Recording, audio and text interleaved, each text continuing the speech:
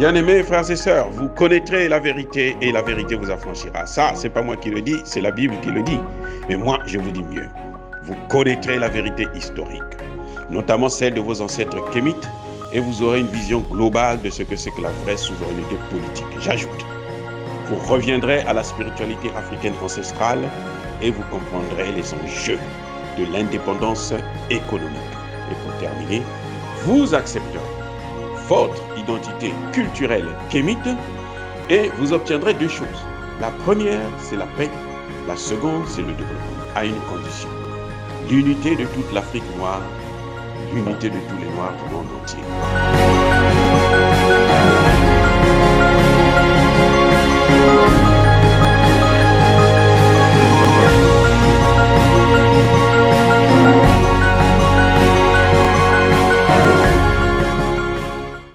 Otep à tous, bienvenue sur la chaîne des panafricanistes par essence, par conviction et par excellence. Celle des citoyens kémites par nécessité et obligation de combat. Nous sommes une chaîne qui n'est guidée que par nos ancêtres et rien que par les ancêtres qui appartiennent à l'égrégore du monde noir. Par conséquent, nous ne croyons en aucun Dieu venu de l'étranger. Toutefois, cette vidéo n'est aucunement destinée à inciter à la haine ou à la violence, car nous menons un combat qui est d'abord et avant tout spirituel, intellectuel et démocratique. Ensuite, il est politique, géopolitique et géostratégique. Contre l'impérialisme, le colonialisme, le néocolonialisme et l'endocoloniat, qui sont tous qualifiés de crimes contre l'humanité. Nous menons ce combat sur la base du principe fondamental que nous avons hérité de nos ancêtres kémites, qui est celui de la Mahat, c'est-à-dire solidarité, vérité et justice. Vous êtes donc en droit de connaître la vérité et nous avons l'obligation de vous dire la vérité, rien que la vérité, afin que justice soit rendue au continent africain. Et ça, c'est notre modeste contribution dans cette noble lutte en faveur de la souveraineté, la dignité, la solidarité et l'unité africaine. Ça, c'est ce que nous appelons le panafricanisme. Bien-aimés frères et sœurs, la Russie et la Chine viennent de faire avorter le plan américain de l'envoi d'une force d'occupation, d'une force coloniale, d'une force impériale en Haïti, via, bien entendu, les Nations Unies. Les États-Unis ont déposé une résolution en septembre dernier pour sanctionner, d'abord, les fauteurs de troubles, les bandits, les brigands, les chefs de gang en Haïti, leur suspendre le visa, des sanctions économiques, bloquer leurs comptes bancaires, ainsi de suite, mais aussi et surtout l'envoi d'une force d'interposition pour soutenir l'armée haïtienne. Et là, la Russie et la Chine se sont posé la question de savoir, mais attendez, faisons d'abord le bilan des premières interventions, des précédentes interventions. Vous êtes intervenu en Haïti peut-être une dizaine de fois. Faisons le bilan. Zéro. Il n'y a rien que vous avez pu faire. Il n'y a rien que vous avez pu régler. Donc, nous, on n'est pas avec vous. Nous ne cautionnons plus de telles interventions. C'est là le problème. La Russie et la Chine étaient prêtes à présenter leur résolution à eux, parce qu'ils voulaient eux-mêmes directement intervenir, mettre l'OTAN de côté pour qu'eux, ils puissent intervenir. Mais, malheureusement, le ministre des Affaires étrangères haïtien, super corrompu par les Américains, les Canadiens et leurs alliés, va donc faire croire à la communauté internationale que la situation est maîtrisée. Du coup, on n'a plus besoin d'une intervention, d'un plan d'intervention de la Russie et de la Chine. C'est pour ça qu'en ce moment, je pense que je vous l'ai déjà dit, les États-Unis ont envoyé le secrétaire d'État américain au Canada pour aller étudier comment faire pour intervenir militairement là-bas. Entre-temps, avant tout cela, bien entendu, les experts haïtiens, eux, avaient choisi la voie d'une intervention des pays africains. ils avaient choisi 3 pays, notamment le Mali, le Kenya et le Rwanda. Les États-Unis se sont opposés. Ils ont dit surtout pas le Mali. À la rigueur, on peut accepter le Rwanda et le Kenya. Donc les autorités haïtiennes se sont convenues, ont travaillé avec les autorités rwandaises et kenyanes, et ils ont trouvé une solution. Malheureusement pour eux, cette fois-ci, pendant qu'ils sont en train de mener cette négociation, eh ben, le Canada a mené aussi sa diplomatie parallèle au niveau des Nations Unies lors de l'Assemblée générale des Nations Unies. Et qu'est-ce qu'il fait? Qu'est-ce que le Canada a fait? Il a sollicité donc la Jamaïque, les Bahamas et l'Argentine pour que ces 3 pays puissent envoyer une force d'interposition au nom, bien entendu, des Nations Unies, mais sous couvert des États-Unis, du Canada. Et là, il y a un problème, c'est que les 3 pays refusent d'intervenir. Ils refusent carrément d'intervenir. Et on est dans l'impasse. Parce que, si vous voulez, à mon entendement, les Américains veulent faire d'une pierre 2 coups. C'est-à-dire intervenir pour recoloniser, ou plutôt pour coloniser Haïti, mais aussi intervenir pour chasser les Français. Parce qu'ils trouvent que la France est tellement mal vue, puisque dans tous les pays où la France y est, où la France a vraiment une certaine influence, eh ben, ça bouillonne puisque la France n'a rien fait, n'a fait que aggraver la situation de ces pays et créer une certaine animosité contre les Occidentaux. Donc, les Américains veulent écarter les Français au profit des Canadiens. Et voilà l'enjeu qu'il y a aujourd'hui en Haïti.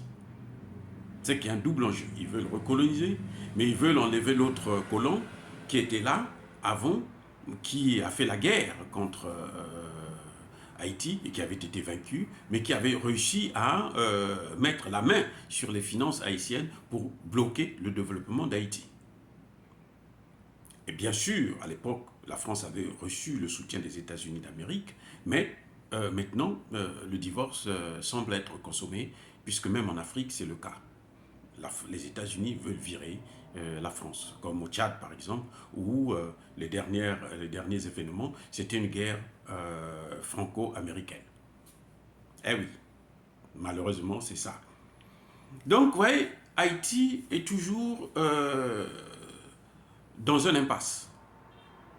Mais le vrai problème, c'est d'abord la solution qui doit venir des Haïtiens eux-mêmes. Que pensent les Haïtiens? La population est favorable à une intervention des pays africains ou bien de la Russie, puisque la Russie a une expérience dans le domaine de lutte contre ce grand banditisme. Vous voyez, mais le gouvernement qui est corrompu, le gouvernement Ariel Henry, qui est corrompu et qui ne jure que sur le maintien du visa, parce que pour eux, le visa, là, c'est la porte d'entrée au paradis, hein, en quelque sorte. Mais moi, je ne pense pas que c'est pour entrer au paradis, mais ils vont plutôt en enfer. Donc, il y a cet enjeu-là. Comment faire pour faire partir un gouvernement qui n'a d'ailleurs pas de légitimité, parce qu'il n'a pas été élu, mais un gouvernement qui est aussi criminel, hein, frappé d'une haute trahison aussi grave que celle des autorités haïtiennes. Il faut d'abord se débarrasser de ce gouvernement. Quand les Américains nous font croire que la crise est tellement aiguë, et c'est sûr et certain qu'ils vont enfoncer le clou pour pousser leurs pions à kidnapper encore plus de gens, à torturer, à tuer plus de gens. Ils l'ont fait, c'est ce que la France actuellement est en train de faire au Mali, hein, plutôt au Burkina Faso, c'est-à-dire que accélérer les attaques des terroristes afin de pousser le gouvernement burkinabé à regarder la position occidentale, demander aux Occidentaux d'intervenir, de les aider, alors que la population n'en veut pas. Donc, probablement, on va arriver dans le même scénario, parce que, vous savez, le chien ne change jamais sa façon de s'asseoir, et que par conséquent, les Haïtiens doivent se réveiller, les Haïtiens doivent être très vigilants, les Haïtiens doivent se débarrasser d'abord de leurs autorités. et qu'ils sachent surtout, ça c'est le plus grand message que j'ai apporté aujourd'hui, c'est que il n'y a pas de problème sans solution. Si le problème n'a pas de solution, c'est que les données de ce problème sont fausses. Tout problème a une solution. Il faut la trouver. Et la solution, surtout en ce qui concerne Haïti, il n'y a pas de fatalité. Il suffit par exemple que le gouvernement puisse acheter des drones, on les localise, on localise facilement ces terroristes, et puis on leur mène la guerre à travers des drones. On n'a même pas besoin d'envoyer la police, on utilise des drones. La police, il faut qu'il y ait l'équipement, un bon équipement, et l'équipement ne peut pas venir des États-Unis puisque ce sont eux les pyromanes. Ça ne peut pas venir du Canada. On se demande même comment le Canada a pu avoir le marché de 19 millions de dollars en provenance d'Haïti pour l'achat d'armes, qui n'ont jamais livré d'ailleurs. Ils ont livré peut-être 3 petits chars pourris en outre. Et on se demande comment ils ont pu avoir un tel marché. Il n'y a même pas eu appel d'offres. Vous voyez, et ce sont ces pratiques-là que les Haïtiens doivent contrôler. Les Haïtiens doivent regarder.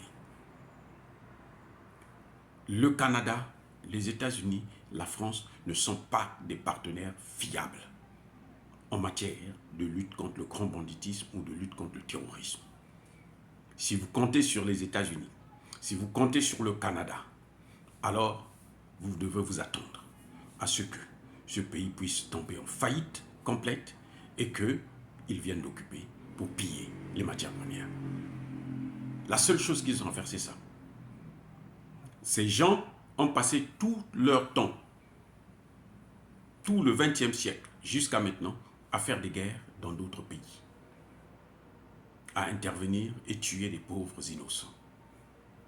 Donc ce n'est pas ces gens-là qui peuvent aujourd'hui apporter la paix. Il y a des partenaires fiables qui ont fait leurs preuves, qui n'ont jamais colonisé un seul pays africain.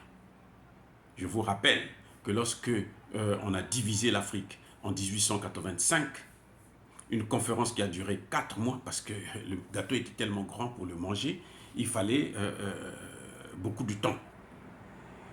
La Russie était déjà une puissance. Mais la Russie n'a pas participé au festin. Ce n'est pas aujourd'hui que la Russie va venir, ce n'est pas en Haïti que la Russie pourra venir commencer à se passer pour une puissance coloniale, comme dit Emmanuel Macron.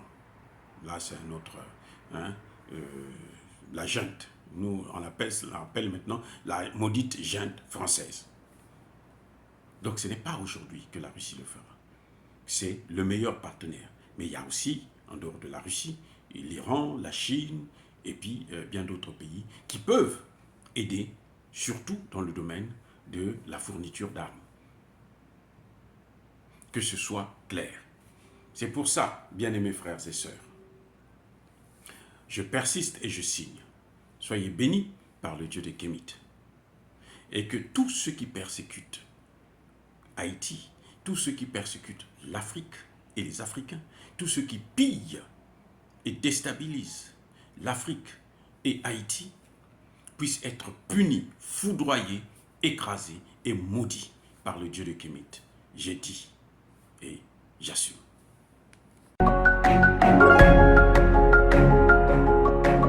Eux, ils marchent par la foi et non par la vue. Mais moi, je vous conseille vivement de marcher par la connaissance scientifique et historique, notamment celle de nos ancêtres kémites, par les 5 sens et par l'intelligence. À vous, Abia.